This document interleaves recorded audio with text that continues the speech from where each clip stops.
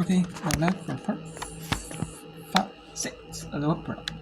So we have UTEP 44-37 lead over Sam Houston in the first round of the CUSA quarter, or first round of the CUSA championship. We have Florida Gulf Coast leading Austin Peay 32-27 at the half, and at the half, SCP at Florida Gulf Coast. We have East Carolina UTSA, the semifinal, first on the American Athletic Conference Championship, 25-16, and Central Arkansas at home, hosting Eastern Kentucky in the second ASUN semi, 20-8 lead for Central Arkansas.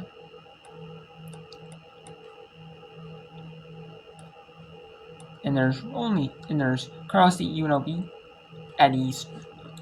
And before we go get any farther, there are some games on tomorrow in the conference championship. Some new tournaments getting underway here. We have Western Michigan, and we have the MAC starting off at 11 a.m. Eastern. We have the SWAC tipping off at noon Eastern. The Southland semis, the MAC quarters, the top 8 make the MAC tournament. Same with the SWAC tournament. We have the Southland semis. We have the tipping off at noon Eastern, 11 Central. We have noon Eastern in the MEAC quarters.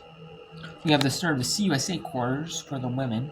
2 women's quarters at 12:30 a.m. Eastern, or 12:30 p.m. Eastern.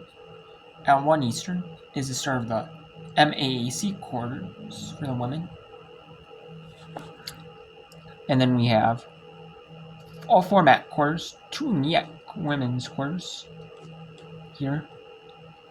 We have the CAA first round games. The Met and CAA already played, because they play first sitting in TV, and the women play. And then we have some WAC first round games, a couple WAC first round games, 2 of them to be precise. We have 2 CSA quarters, like I said, 2 Big West quarters, or 2 Big West first round games, my bad. 2 Big West first round games.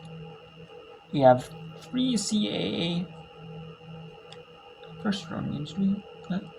No, we just have...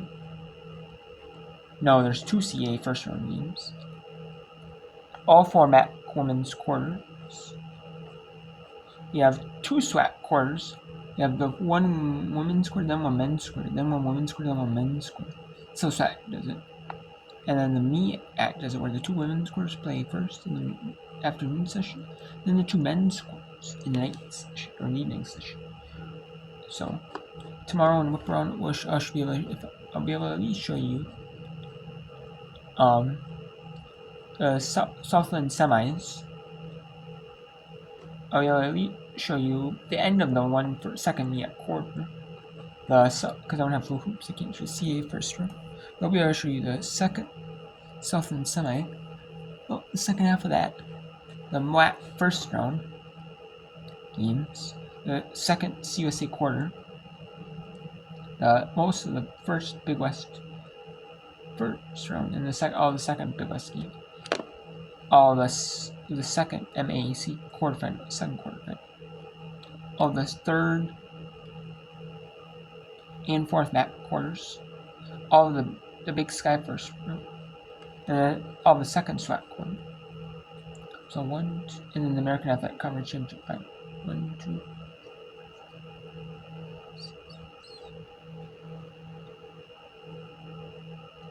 So I'm going to show you 12 games here.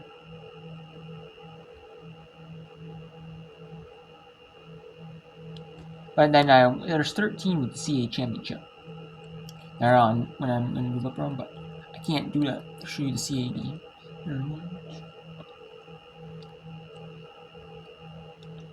There's 9 games.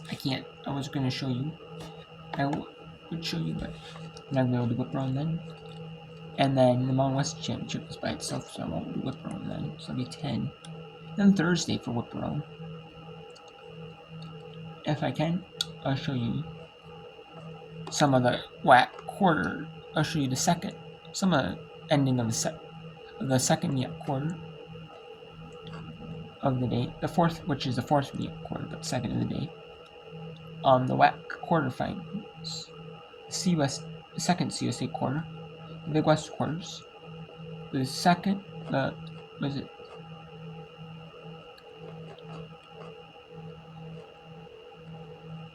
it's the second, third, MBC. That will not be actually the fourth by itself. That will not, because by itself, leave on that time.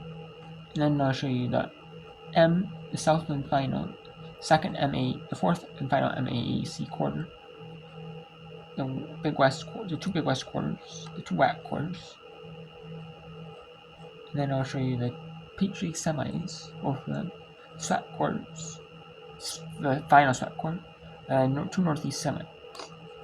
Let me show you one, 2, 3, 4, 5, 6, 7, 8, 9, 10, 11, 12, 13, 14. So there's a kind of a break, you know. There is kind of a break here. I mean, it's picking up at night time a little bit because there's SWAT quarters, the Peach League semis, the Northeast semis, the NBC first round pick up a little bit at night. But yeah, I'm going to do some whip around, and then when the WNIT and the WBIT games are going on, I will show you whip around for them. I will not be able to show you whip around for the NCAA first four, or the first round, second rounds, just because of the fact that I want copyrighted. Those games are more prone for copyright. So, but let's go to Sam Houston UTEP. I want to say but Sam Houston UTEP. 33 seconds to go in the third quarter. No, it's 25 seconds to go. And UTEP leads by 17. This is a UTEP team that at one point this year was a top 4 team. They're starting to play like it here. Sam Houston can hold for the final shot of the quarter. And this is a play-in game. Winner takes on Middle Tennessee State, who are unbeaten in conference. And that is no good. And Sam, no, there's a foul. 0.6 on the. 0.6 seconds. It's something in that final possession. Yeah, and unfortunately, Petrie bailed her out there. 0.6 seconds left on the. Last thing you want to do is get a foul in that scenario. But of course, Henry had the ball, right? Henry has been the star for Sam Houston tonight. 14 points. She's got 4 threes, looking to add to that total. So Henry at the free throw line, 14 points so far in the contest. 17 is the career high. He's put together quite the evening and up to 15. She averaged almost 11 points per game over the final 11 games of the regular season. She's continued that hot play here in Huntsville, now up to 16. Jeff will get it in. That will be all she wrote on the third quarter. That'll be it for the third quarter here between Sam Houston and UTEP. And let's go to Eastern Kentucky and Central Arkansas. Eastern Kentucky on the road taking on Central Arkansas in the Eastern sector. There's a campus. That's the only game on right now here. And then we'll go to UNLV game. We will, as that game is about the broadcast about to be starting any minute. So let's go to the Eastern Kentucky Colonels and the Central Arkansas Sugar Bears. Defense down. I like the looks, very patient. And that is a timeout on the floor. And we'll take it to. Nope, and there's a timeout on the floor. Still in the halftime break, you know. So they're about to get the third quarter underway. In Fort Worth, Texas, at the Dickies Arena, between 9-seeded East Carolina Pirates and the 4-seeded UTSA Roadrunners. A scrappy back-and-forth game. Both teams were only a game apart, despite the records, despite the seeding, East Carolina has the better overall record. They played one extra game. But they're really, about even overall and about even in the conference. UTSA just has the advantage of conference by one, which is very, close. So let's go with this one. East Carolina UTSA. And that's the only game on currently. That's the only game currently on. It's not a media time or halftime break. As you can see here. A couple of fresh faces as Miller, who was the lone big-time scorer for them, she adds 3 more. She's now at... And, it doesn't show, but now it is updated here. And that is and we're going to go to Tiffany Green and Jasmine Thomas on the call at Dickies Arena in Fort Worth, Texas. Winner moves on to play Rice or Temple for the NCAA tournament bid of the American. Yeah, that qualifier bid. Bodies converge on McNeil. The tap back in on the other side. The putback for Joyner is good. And on one end, you want to say that is a tough shot on 3 people, but if it's going to allow Joyner to clean up on the other side, hey, that's not bad offense if she's going to keep coming in there like that. Inside to Coleman. Coleman, who is fouled by Joyner. We saw 6 blocks in that first half from the Pirates, but Joyner committing the foul there on the take from Coleman. That's the team's first, and Joyner's first foul. We've seen it a lot by UTSA. The success that they have had feeding the ball to the post off of the high-low or off of the feed from the top of the key. Alyssa Coleman, the redshirt junior out of Houston, Texas. Boy, a critical piece of the puzzle for Karen Aston. She came over after playing ball with Karen Aston at Texas and wanted to build a program at UTSA, and they find themselves in the semifinals here today in their inaugural season in the American.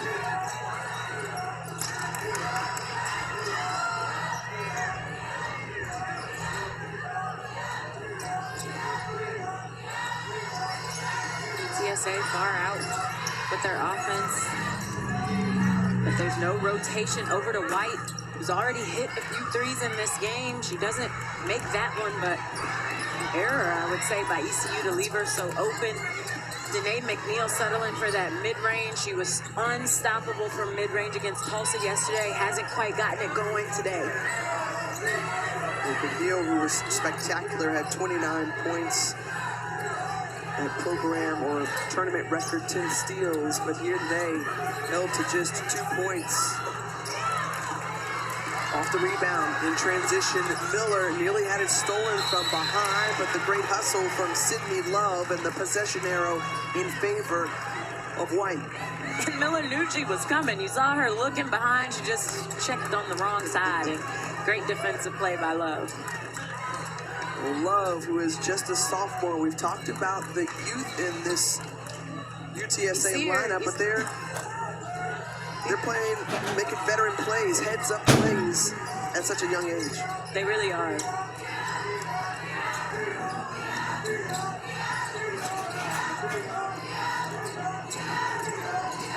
Right, looking to get it in to Coleman, the entry pass, far out, extended, poked away by McNeil. 5 to go on the shot clock. Udo, left hand. Joyner, rebound. I would like to see East Carolina, when they get those rebounds, have one big just run straight directly to the rim and put pressure on that UTSA defense to get back. Okay, so let's go back to UTEP in St. Houston. UTEP, they were saying UTEP was a 4 seed for a while, and then they had this big slide. And they're playing well, you know. Maybe if they're the 4th seed, maybe they could upset the 1. You know, and make it to the CUSA semis. Maybe, you know. I mean, they would need to... They are not going to get invite to any tournament, whether it's the WBI, the WBIT, the WNIT. No matter, they're not going to get any bid, just because of the fact that they are under 500. Usually even mid-majors that are under 500 don't even make it to any tournament usually. Unless power conferences, sometimes they'll make it to the WNIT, but I mean the mid-major conference, they're not going to, you know. Unless you have like a really, really strong conference record. You know, maybe you would just play like one of the toughest non-conference schedules up there, you know. And then maybe so, but somebody step up. Impressive showing for Keitha Adams' squad. And then they come back and play great D. Even great as I say that, Kid knocks out a 3 against the top line of that zone. That's how it works, right? Broadcaster's jinx. That's right. Learn that a time or two. So the lead 16 currently for the Miners. Looking to punch a ticket into round 2 and keep their season alive. Tinsaye working downhill. Great pass in the cut from Sal. She'll head to the line. That was exquisite on the pass. Sal getting up from the floor. We've seen that a few times. Goes up strong, though. Gets the contact. Here is the kick out to the three-point shooter.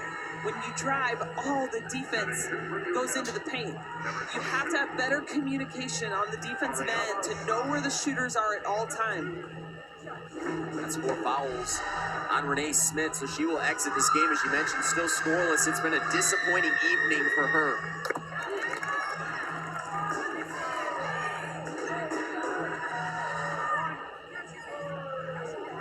Smith on the bench. Sal comes up short on the free throw, still sitting at 9 points. Sam Houston needs to start to find offense and find it quickly if they want to work back into this game. Down low for Jefferson, extra pass for Houghton, it's picked off. 15th turnover now for the Bearcats. Now if you're UTEP, Kelly, you want to start to take seconds off this clock. Oh, great pass, but Zeta can't finish. Ball on the ground, and a tie-up will give it back. I think Sal tried to tie that up with her foot. She had her foot on the ball. I think other players had their hands on the ball, but I've never seen that. You see it all this time of year. I appreciate that hustle, though.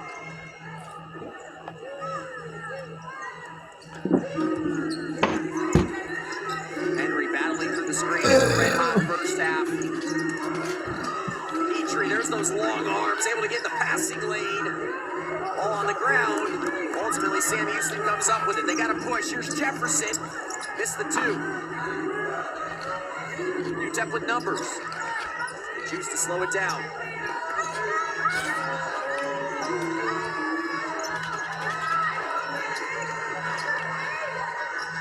Into a Sinde. Overpowers the guard. Cut to the hoop and finish. I thought that was going to be a charge. There was a lot of contact. Yeah, and that was good defense being played by Henry, and Asinde just knocked through her.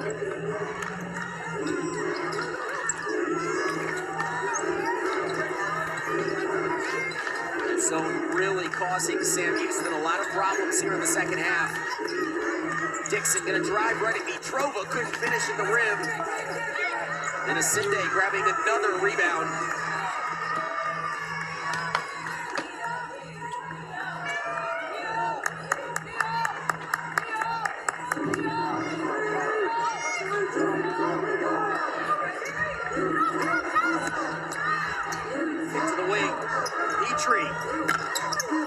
Long on the three, battle inside, and a foul.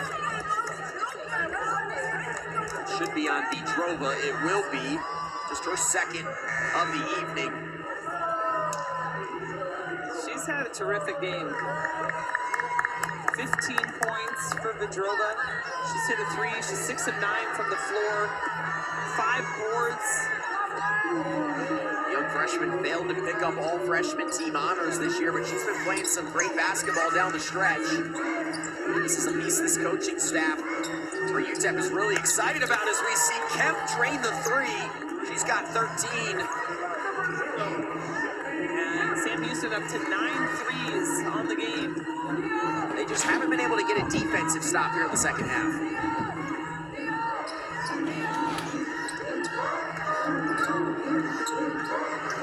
Stan swings at Petrova from the free throw line. A new career high for Petrova here in Huntsville. I'm not saying she came in with this, but what if she saw her name, not on that list, on that all-freshman list, and is that another three from Kemp? Kemp has been red hot. But you just wonder if Vedrova came into this game and say, I want to show the conference what I can do and my skills. And this freshman has been so impressive. I think she thinks she should have been on the all-freshman team. We'll have to ask her that. Here's Petrie inside. Petrova with an offensive rebound. Cindy corrals, goes back up with a hit, and banks it home. For a player like a Cindy, there's no reason to kick it back out. If you got the ball inside, go up and finish. Big advantage here in the fourth quarter. UTEP is pulled away, just under 4 minutes away from a trip to round 2. And they're in UTEP. About to face the Middle Tennessee tomorrow. And we got ICB at Florida Golf Course.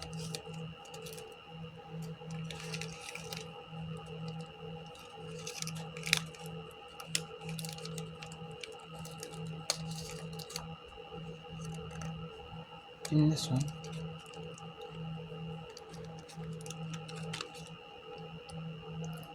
And we got a few games here in the third quarter. Oh, 2 in the third, 1 in the second quarter, about halftime area, and we got 1 in the fourth here.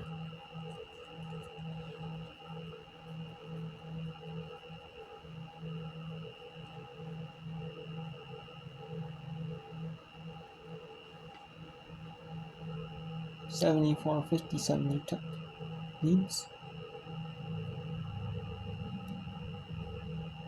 46-33. I thought I was closer last game. 31-27. UTSA with the lead. And we got 2:30 to go in the second quarter. SRs are 31-24. And on the Mountain West app, apps, streaming services, and TV we got. And like phone, tablet, and on.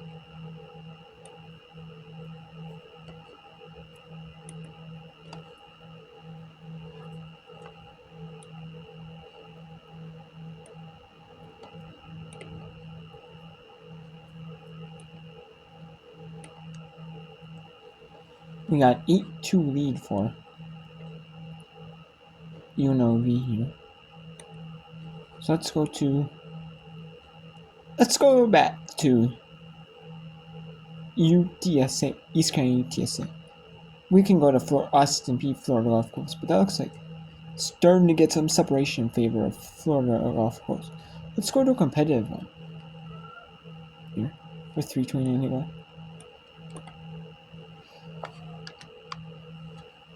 One dribble and blocking everything out, and something she's really honed in on and focused this year, guys. Well, thanks so much. There's always routine and superstitions and all that goes. We'll actually go back to this one in the next one.